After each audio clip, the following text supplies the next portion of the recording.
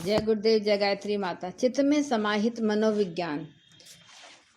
इसमें प्रेरणा पंडा जी ने लिखा है कि अंतरयात्रा विज्ञान के प्रयोग चित्त को राग द्वेष से मुक्त करते हैं। ऐसा होने पर न तो किसी से प्रीति होती है और न बैर। सबके प्रति समान भाव हो जाता है। अंतर चेतना सहज ही सबसे अपनेपन का आनंद अनुभव करती है। निंदा और स्तुति बच्चों के तोतले बोल बन जाते हैं। इनसे थोड़ी देर के लिए मनोरंजन तो होता है, पर इनमें किसी अर्थ गांभीर्य की अनुभूति नहीं होती।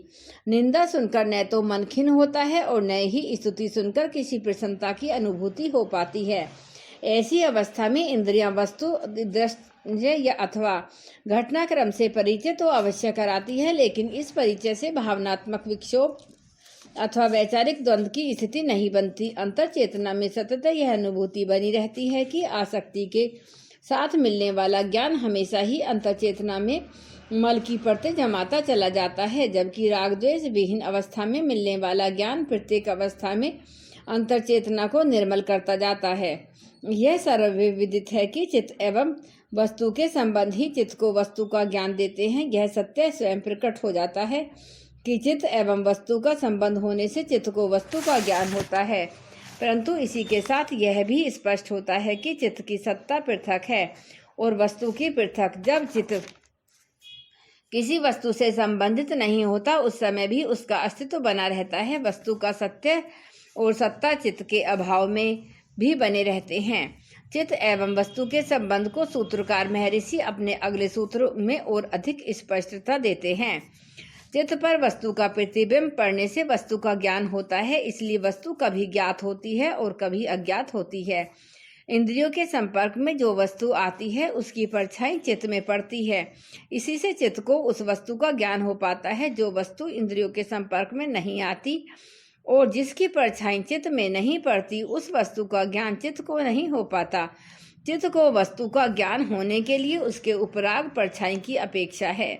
इसलिए जब उस वस्तु का उसमें प्रतिबिंब पड़ता है, यानी कि इंद्रियों के द्वारा चित्त से जब वस्तु का संबंध होता है, उस समय वह वस्तु उसे ज्ञात होती है, और जिस समय वह उसकी वृत्ति का विषय नहीं बनती, अर्थात वह चित्त में उपाजित नहीं होती, उस समय वह वस्तु उसके लिए अज्ञात हो जाती है।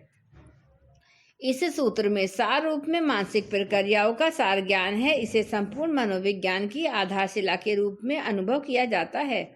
आधुनिक मनोविज्ञान का अल्प ज्ञान रखने वाले भी perception, cognition, emotion, thought process एवं बिहेवियर से सहजता से परिचित हैं। इन सबको इस सूत्र के प्रसंग व संदर्भ में समझने से सूत्र का अर्थ और प्रकट हो जाता है और सरलता से हमें हमारी जीवन प्रक्रिया भी स्पष्ट हो जाती है। अब इनमें सबसे पहले परसेप्शन इंद्रिय बोध पर विचार करते हैं। बचपन से हम सबको संसार की सब वस्तुओं व दृश्यों का परिचय इंद्रियों से मिलता है। जब हम देखते हैं, सुनते हैं, छूते हैं, सूंघते हैं अथवा चखते हैं, उसी से उसकी अनुभूति पाते हैं। इस अनुभूति के आधार पर हमें उसमें सुखद अथवा दुखद एहसास होते हैं।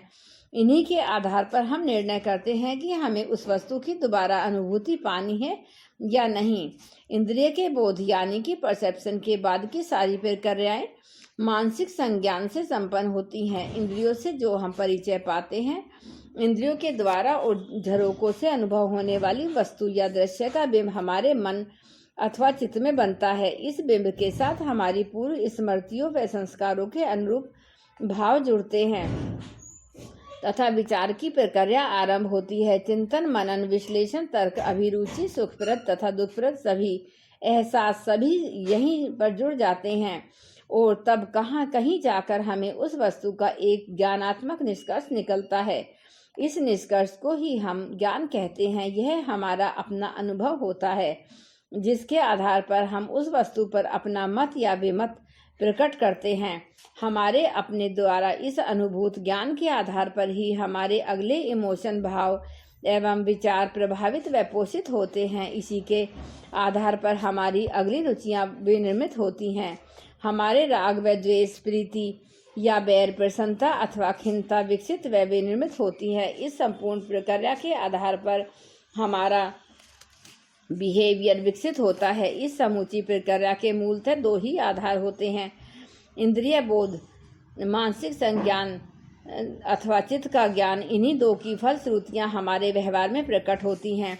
हमारा यह व्यवहार कैसा है, हमारे चित्त में जीवन व जगत की समझ व ज्ञान कितना विकसित हो पाया है और किस रूप में विकसित हो पाया है, यही हमारे भविष्य में कर्म जाल का निर्माण करता है और हमारे नए जीवन व जीवन को तय करता है। इस सब के पीछे होती है हमारे अपने चित्त की अवस्था। क्या यह परिष्कृत है अथवा यह अपरिष्कृत है? परिष्कृत अवस्था में हम राग द्वेष से बचे रहते हैं, जीवन व जगत में अनासक्त रहकर कर्म करते हैं। ऐसी अवस्था में चित्त पर वस्तु का, दृश्य का अथवा घटनाक्रम का बिंब तो पड़ता है, उसके स्वरूप व प्रकृति का ज्ञान भी होता है, परंतु उसके संस्कार नहीं बनते, उसकी स्मृतियाँ गहरी नहीं होती। उसका प्रभाव तत्काल तो होता है लेकिन दीर्घ स्थायी नहीं हो पाता। ऐसी स्थिति में हम कर्म पाश अथवा कर्म बंधन से बचे रहते हैं। इसके विपरीत स्थिति में अर्थात चित्त की अपरिष्कृत स्थिति में चित्त और वस्तु का संपर्क संबंध चित्त की वस्तु ज्ञान के साथ मलिनताएं व संस्कारों को भी जन्म देता है।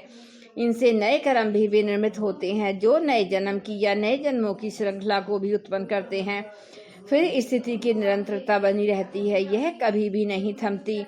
ऐसी स्थिति में उपाय एक ही है, चित्त की परिष्कृत अनवरत बनी रहे, चित्त राग द्वेष से मुक्त रहे। ऐसा होने पर जो ज्ञान होता है वह बंधन का कारण नहीं बनता। जय गुरुदेव, जय गायत्री माँ।